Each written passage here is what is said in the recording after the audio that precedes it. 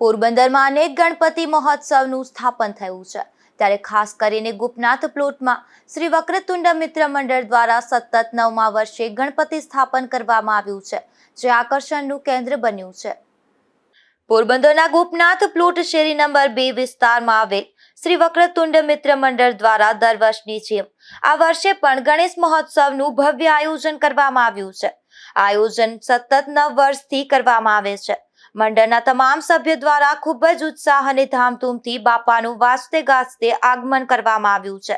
આ ગણપતિ બાપાની મૂર્તિ તૈયાર કરવા માટે ગ્રુપના તમામ સભ્યો છેલ્લા 1 મહિનાથી ખૂબ જ મહેનત કરી રહ્યા છે અને આ મંડળનો હેતુ ગણેશોત્સવને માત્ર ધાર્મિક ઉત્સવ પૂરતો ન રાખતા સમાજમાં એકતા, ભક્તિ, સંસ્કાર અને સેવાભાવ પ્રેરિત કરવાનો છે.